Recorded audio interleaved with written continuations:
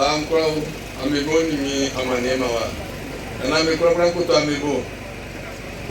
Bubu ngwa benye na tio. Bawle di kantungi.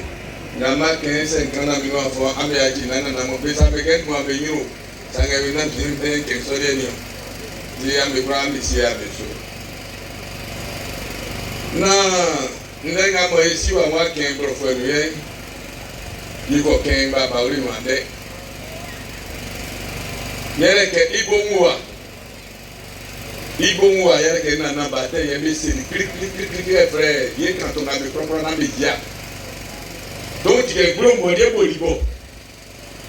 Ye frère libio. Ite e ko ke mo me kan de ma me ba na dan mo ko ko okri ni am yare ne ure. Ye gro ti ke ki ka me libio ne bre ba ure be. Ma yo bre. Ame kuro ye so aye unyemu.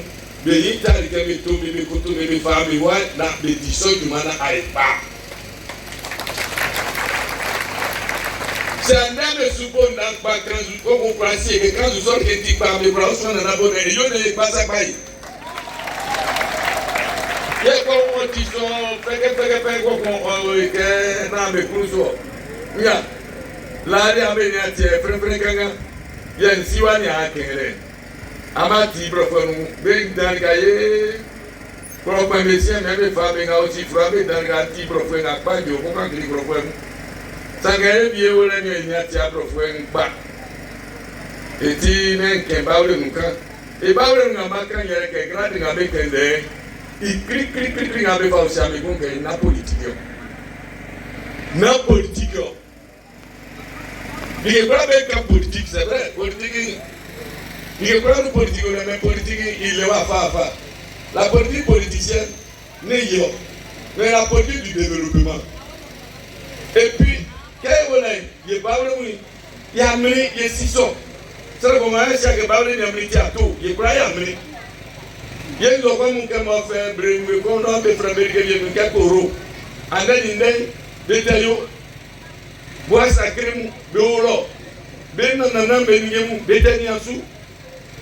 Kakwa bigi abebeloy be meni me fait génération yeume même ça me s'appelle bokpa ngam be runi be utrada ume be fait ngal ko dui be ngam onu be yime umro be sa dandam duoy kay nanam laay be sok be kelo sa ñe priso amwe wa ni ngebe be ngare mu izu tete kan o ko izu amunga mo be le ni yeme unje me tra be ke dozo kema ura be tra de si tu be ta bezu ba ore wuri e pro sa fi ndu je pra ya imuro bio ata diwanu ye singa fra ba singa unique market ye wa yi mu re se zo be kan priye e de di lo to ma ko to be afu ye ade be fasran be ye Ibrahima sanga ngomu ba fa ise biga uzo mba na re se ko fu lo to ni ye bawre be lo to re ma re nsika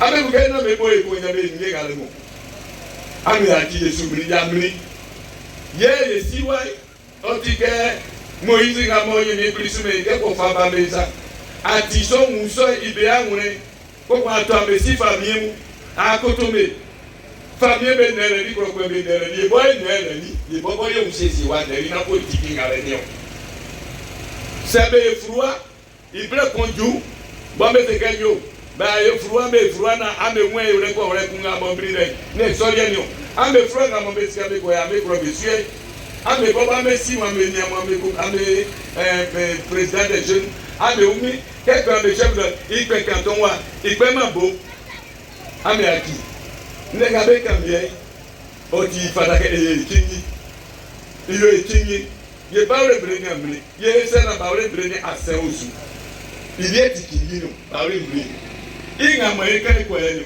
baba kabe ni ne oni anti politique ke yo ko su sa o be bisa me abo se cha we na ka kisra iso ni ndiga politique yo bawre nyamni yo ye kwa kise nyamni e ti ane kenga mo e kiye ke ye la fi su ke ye siwa na mo bale abama ike yo ko se ine yesa abama ike yo ko kanga unle abama iso iba ke ye bo yeko na ibo ikina ewu paki nga me kenere iso ti Après quand maman est venu nous il sortit.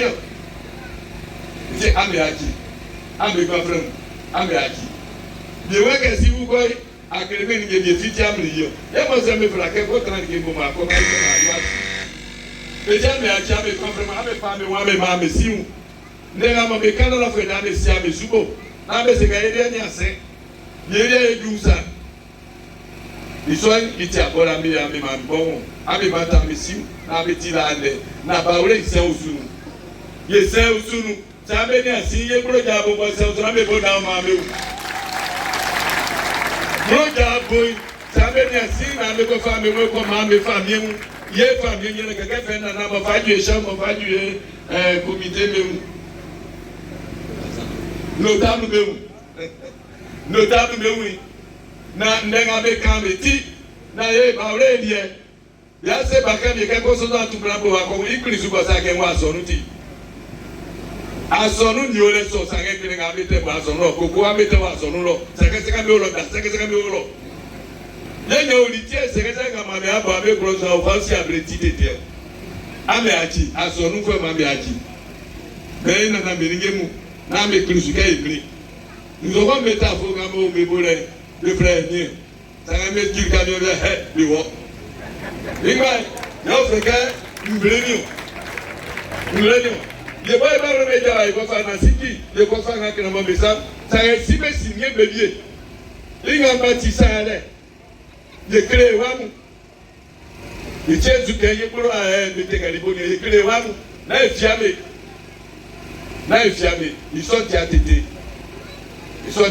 abe aji na gabi azu jara kwari sanu ni nyen kengba okun otige ne yo sanga abe sige na politiki da yesa e kadru ye aji ye kadru na mo be ori ka be ru ka be ko ba mo be ni ana sa no de so atra bi ko ko mo amu be su kaka da bi kram politiki nga sa suesa abe aji iso kadru de abe sige ho baba ya aji be we nyu ba ri mo nyu ye bobo ti ba ri ba be jura na ibi me o ko mi ke ba ri be sasu igba na re itisare ye aji ye ka na be ba mo be ni na na ye wa yin ye se me ka be aji be su esi be su be ni ayika chatete be ni ayika sabe ni ba ore ka ke ni amfa ni ka inside ne ni disu ye kwa yin be fa me sa ugwesi ye ka dun ga ka ni ame fa sa ugwa be ni ansi na iwo yin na ma gba ni e ba mo ba kura